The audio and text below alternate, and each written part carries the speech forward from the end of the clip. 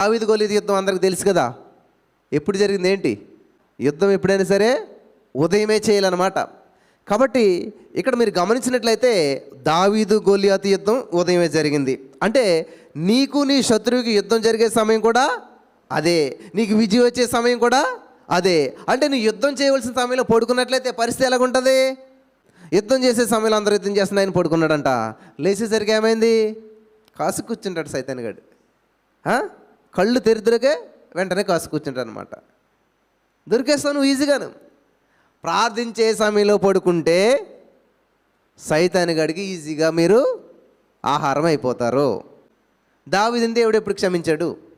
ఏం చేస్తే క్షమించాడు? ఆ బిడ్డ బ్రతకాలని చెప్పేసేసి రాత్రంతా ప్రార్థన చేశాడు, కానీ బ్రతికాడా? బ్రతకలేదు. అంటే దేవుడు ప్రార్థన ఆలకించాడా?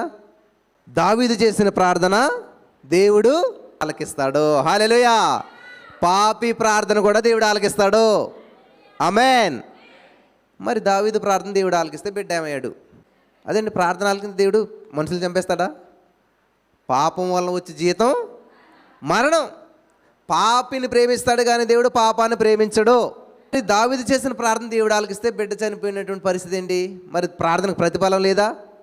ప్రార్థనకు ప్రతిఫలం ఉంది. ఎక్కడైతే లాసిపోయాడో, ఏ బెత్షెబా కుమారుడైతే చనిపోయాడో అదే బెత్షెబాకు దేవుడు ఏమిచ్చాడంట? సొలొమోన్ని ఇచ్చాడు. హల్లెలూయా. దావీదు చేసిన ప్రార్థనకు ఫలితం ఏంటంటే చనిపోయిన బిడ్డ కాదు, సొలొమోను. హల్లెలూయా.